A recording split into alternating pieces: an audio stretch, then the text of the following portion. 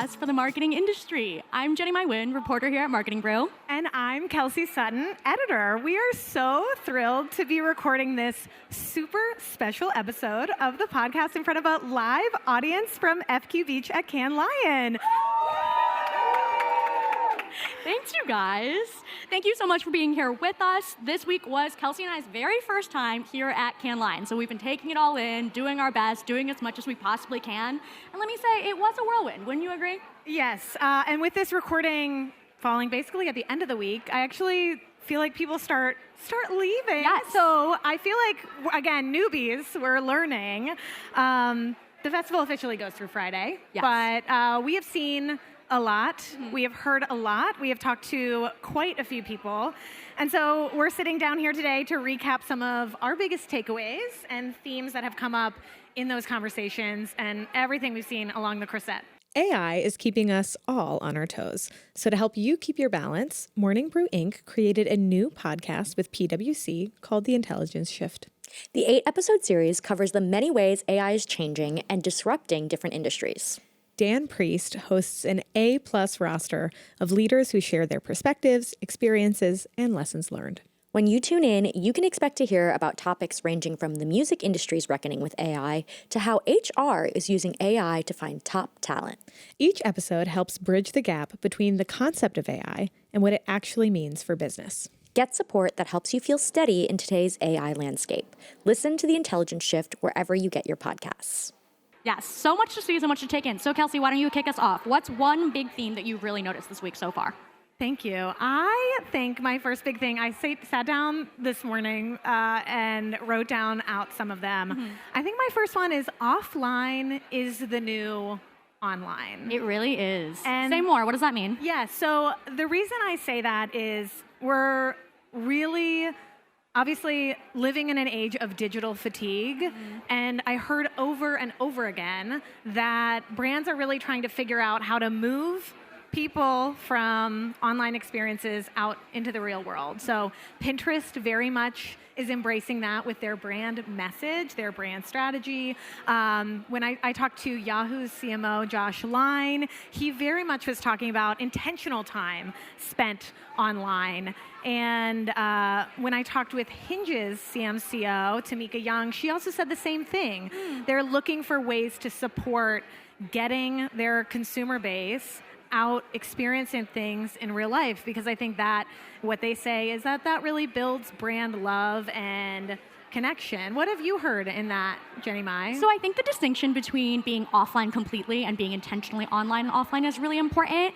I think we checked out the Pinterest activation together, and we walked in and we got little stickers, which I'm sure everyone here also got if you got a chance to swing by. And my first thought was like, oh no, like I'm gonna get in trouble if they see me using my phone right now. But I did look around, I did see people like taking photos, taking little videos of the very analog activities that they were doing, and no one got in trouble. No, I think there is a very real realization that, like, yes, we are doing things that are intentional with our time, but people are online as well. And taking a moment to capture it is not bad, but the brand's taking a second to recognize that people want this and giving them the space to do it is really sending a message that people are resonating with. Yeah, I almost feel like it's building brand IRL FOMO. Yeah. If you are recording all of these sort of experiences, these offline moments, there is this ability to then show up to a new audience online, of course, because that is such a big place to reach new people, and say, come join us. Come be part of something that you don't have to experience through your screen. And I think that's really powerful, because we hear all the time, particularly among younger people, they are sick and tired of their screen time. It's horrifying to them. And in many cases, they say they're lonely. They want to do stuff. And I think that when a brand enters that space and says, here, I can offer something else, it's more challenging. But I think that the payoff is a lot more brand loyalty and a feeling that that brand is providing a value. Yeah, I feel like that leads really nicely too into how powerful experiential is. Of course, here at Cannes, experiential is the name of the game, but you're doing experiential for a crowd of marketers, right? So there is a little bit something different about that. But I think it ties into this idea of being online intentionally too, because I talked to the CMO of Reddit this morning, Jim Squires, and we talked a lot about how if you're doing experiential, yes, there is an exclusivity to it, a FOMO to it, but making sure that you are capturing it in a way that you can extend the life of it online in a way that people can feel connected to it even if they weren't there makes it kind of live beyond just this moment. There is power absolutely in the physical crowd in the room, but there's a reality that if you're not in Cannes, if you're not in New York or in LA, where we are lucky to be in New York, normally we see plenty of these. Just in the US, there's so much space in between there that is missing out on some of this stuff. So thinking about how to bring that beyond just the experience, I think is really important as well. Yeah, and I think we're seeing that emphasis on experiential also in the sports marketing space. Getting people at watch parties or getting people involved, and even just being here, walking down here, you see the World Cup is on. Could you count the amount of World Cup watch parties? Because I feel like there were a million. Yeah. And I think that that's obviously not something that is specific to here. It's happening everywhere. And earlier this week, I spoke with Stanley 1913, their head of EMEA growth. And what Ben told me was that they're really investing in these watch parties. They're showing up at Arsenal parades. They're a partner with Arsenal. And so, again, being there at this moment of connection, I think a lot of brands are saying that's going to be way more powerful than an Instagram ad. Yeah, definitely. Okay, one of my big takeaways is going to be no surprise to anyone who is here, but especially for our listeners tuning in, creators are really the new A-listers. The talk of the town has been how this year has been the year of the creators, which kind of made me, when we first got here, especially on day one, I thought that creators would just be walking around kind of doing like boots on the ground networking, which they definitely are.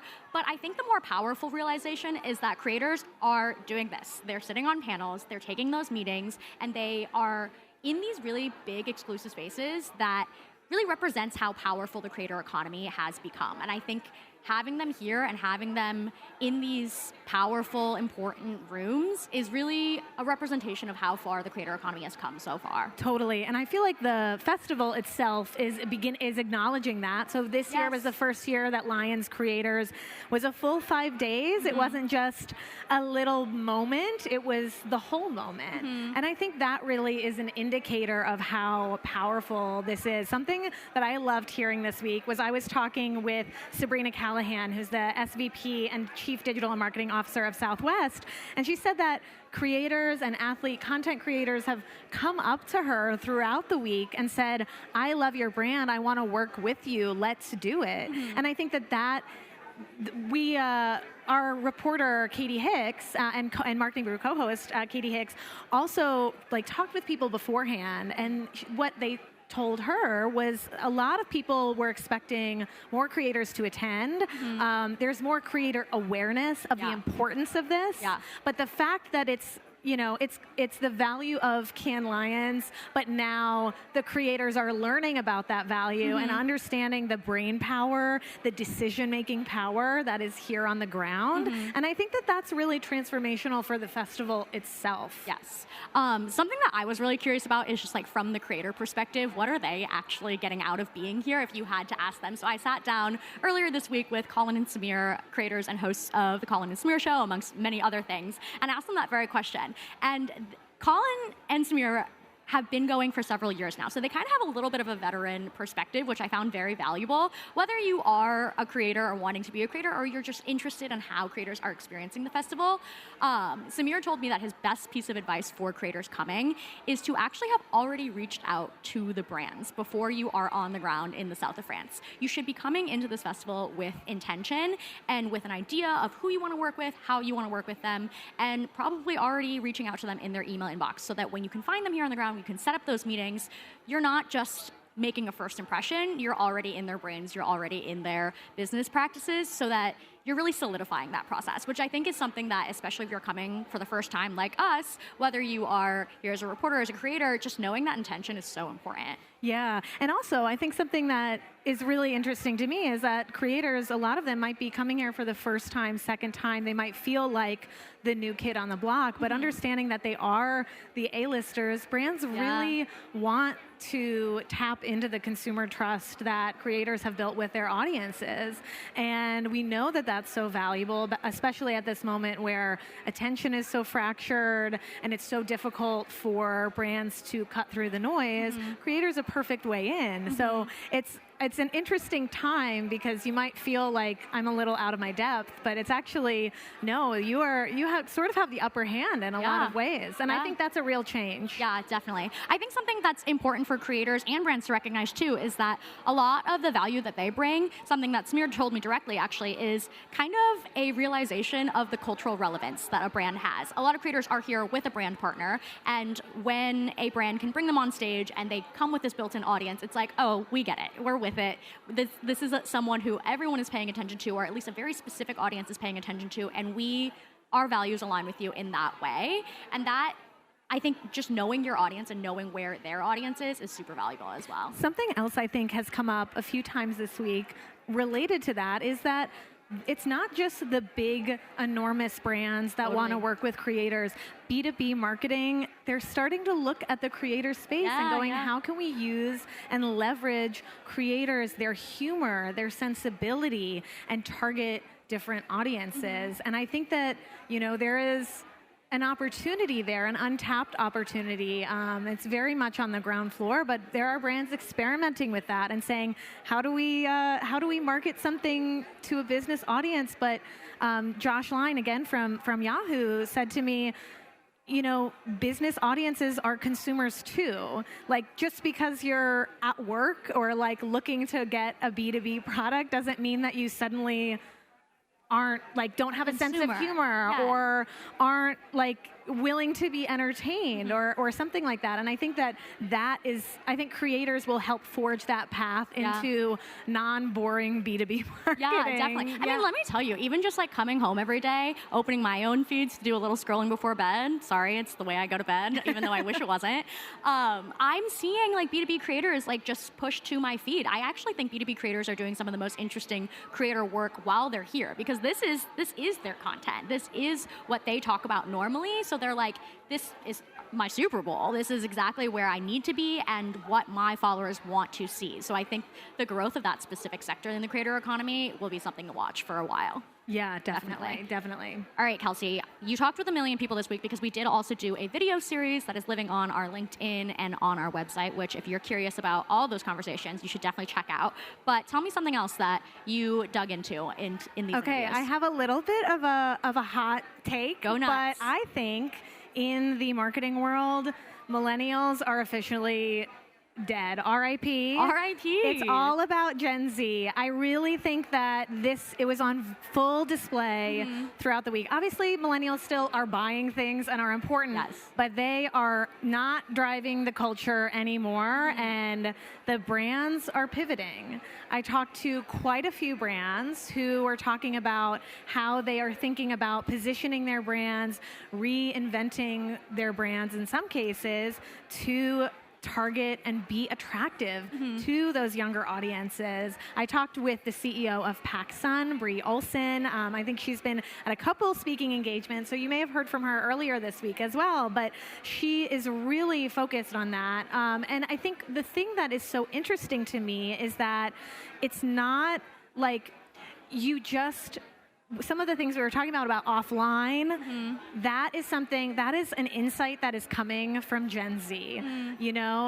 Experiences, that is coming from Gen Z. Certain, the way that brands want to speak and to their audiences, say, we're approachable. We're going to give you value. We're going to give you something tangible that you can take with you in terms of a feel, and maybe intangible better, but a good feeling, a great memory. Those are all things that are signals primarily from Gen Z. And I think that purpose, brand purpose or brand values and saying, here's what I am, and that's something that Gen Z signals are looking for. And so the brands I really think, are adjusting, and I think the entire industry has to get used to that shift because it is a shift. I feel like it was happening slowly, and to me, it felt like this week it was all at once. Yeah. A lot of evidence of that. What do you think about that? I think it's not surprising at all, right? Like, of course, if you're a brand, if you're a marketer, you're targeting the youngest generation. Well, the youngest is Gen Alpha, but Gen Alpha can't quite buy anything yet, so we're not there quite yet.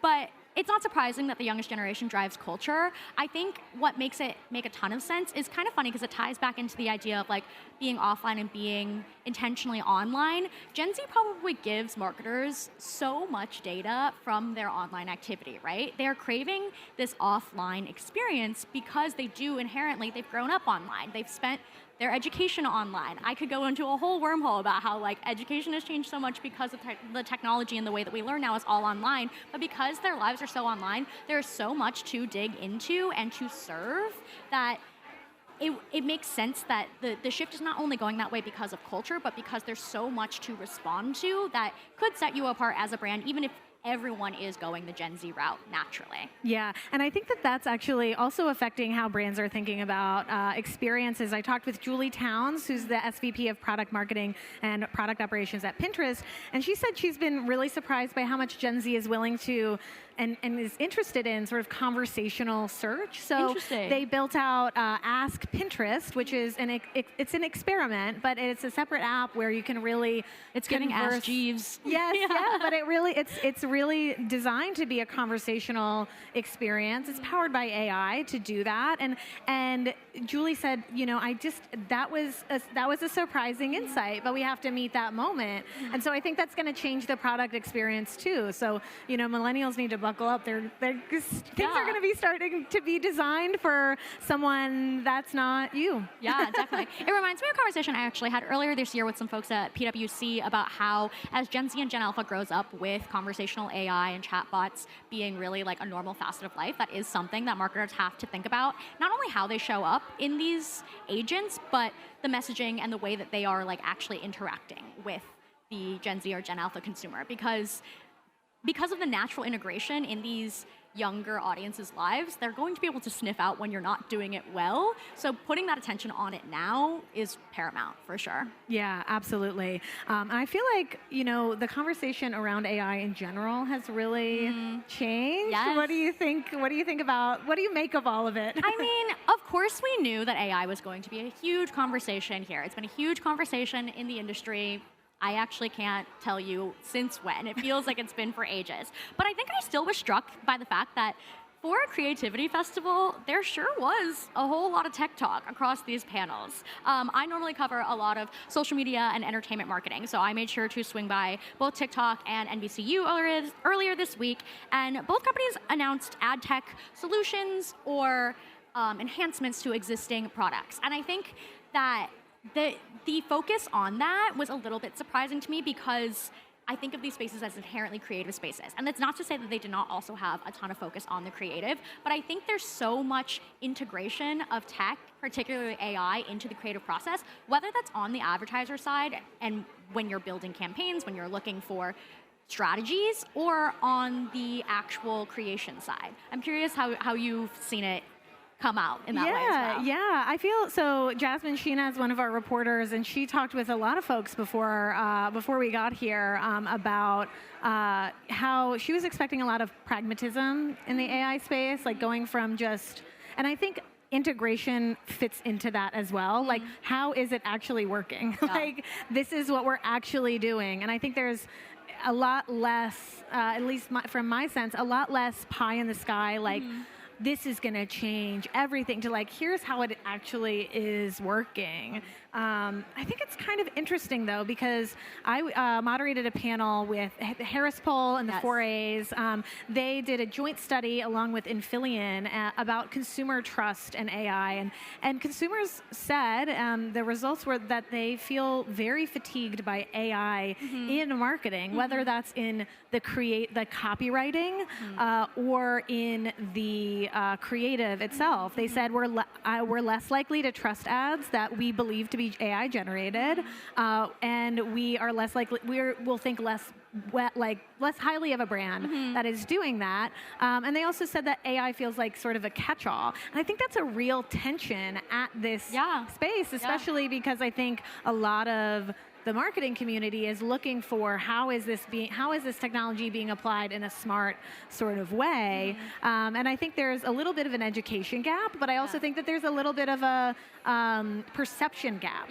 You know, and so it's sort of, I really wonder how, you know, and whether brands will start to say, maybe we need to communicate this, market this, message this a little bit differently. You know, do we emphasize the better consumer customer experience that you get than saying like AI, which might turn consumers off. Yeah, I agree. I think there's an interesting tension there because using AI, especially in the creative spaces, carries with it a certain connotation and certain morality judgment, especially amongst younger consumers. And honestly, in my online discourses, that's a common sentiment that I see.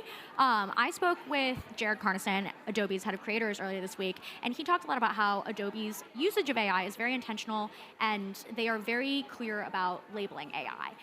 But we kind of dug into at what point does labeling it kind of defeat the purpose, because there are plenty of uses of AI in the creative fields that have been around for a long time that people don't really think of as generative AI and actually making the creative, but using something to take the background out of your photo. That is inherently AI, and labeling it might create a sense of transparency with the consumer, but it's something that you probably did before that you didn't think you needed to declare in such a way. So at what point does actually making that AI transparency work against you a little bit? But of course there are laws around it, there are regulations depending on where you are. So there's a lot to balance there in terms of what does the consumer actually want to know and understand about companies' usage of AI. Yeah, I heard the same thing. Basically, there are things that are AI powered, but AI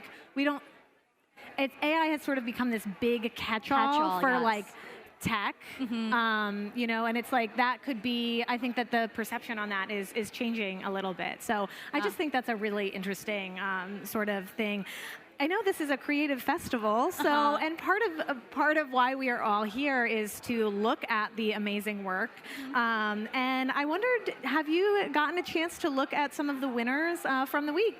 Barely. I really do want to spend more time in the Palais and actually engaging with it. But I think one of the ones that stood out for me is the PR Grand Prix went to Kit Kat for their Kit Kat heist. That is a moment that I actually remember resonating even just in our office. There were jokes being cracked about it. Someone was like, oh, I lost this thing. And someone I remember messaging in our Slack was like, oh, in case you wanted it, I actually have a truckload of Kit Kats sitting in the back. So it really resonated with audiences, and I'm glad to see that kind of culture making moment is getting its recognition in a space like this. How about you? Anything stood out to you? Yeah, so I feel like I actually looked through a few of them and I pulled a couple themes. So I thought that one of the themes that I feel like I saw across a lot of them was a little bit of tech dystopia, Uncanny Valley. Yeah. So The Ordinary won the Health and Wellness Grand Prix for the periodic fable, which is sort of this gloomy room and everybody's sitting at a desk and things are being, their faces, their skin is being pulled back, or they have weird contraptions, and it's all sort of about how the ordinary is this is the beauty industry is lying to you, it's not this hard. It doesn't have to be this sort of spooky or misery inducing. And that was really, I think I resonated with that as well. But Coinbase also did they won the Film Craft Grand Prix for Your Way Out, which it kind of uses this video game aesthetic, a little retro, a little nostalgia, but it also sort of was there's this kind of dystopian life that is real life, and then it's kind of how do you break out of that? And of course the film and the creative shows it getting less Uncanny Valley and a little bit more natural. And I thought that was a really interesting thing. Again, as we're talking about AI so much, what does that mean for, the creative is maybe borrowing more on the real and showing what that means. And I think that means that the creative side understands the sentiment. And I thought that was all really impressive work. Yeah, definitely. Okay, I've got one last question for you. With all that you've learned this year, what would you do differently next year? Oh my gosh, great question. Pack different shoes. No, but seriously, I actually think I would like to be more selective and more intentional about my schedule. I was talking to Raja Rajamanar, who's the senior advisor at MasterCard. I think that he was on this stage earlier today, but he told me that some good advice, which is be really selective and choosy about what you go to. I signed up for too many things. I feel like to be able to do it, and I think this is a rookie mistake. I feel like everybody told me that. It's our rookie year. Yeah. What can you do? But you live and you learn, Yes. right? And I think that I definitely overbooked myself a little bit, but I think that that is a great way to do it. Somebody else told me, don't aim to do it all. You can't possibly do it, so come into it knowing it's not going to happen, Yeah. and just be selective about what you do. Yeah. And again, this is all really good advice. I'm going to remember it for next year. There's What about years you? to come, you know? I think even with all the declaration of this is the year for creators, I'm only more curious about what it means for them next year. I think I could spend my entire time digging into what exactly makes creators tick and how companies are interacting with them. I really want to kind of link up with a creator or a handful of creators and follow their journey from before they get to Cannes, what they do here, and what they're coming out of it with, and what those tangible results are, because that is a piece of access that I feel like not everyone has. So that's my big goal for next year. I love it. I love it. We'll write it down and we'll bring it back We'll make in it happen. 2027. Yes. Yeah. Well, thank you so much for joining us today. And if you have your own Cannes takeaways for us, or you want to chat, always feel free to send us an email at mkbw@morningbrew.com, which you can also find in our show notes for our listeners. And if you're here in the audience and you don't subscribe already, find us wherever you get your podcasts. For our listeners, we'll catch you next week. Thank you. Thank you.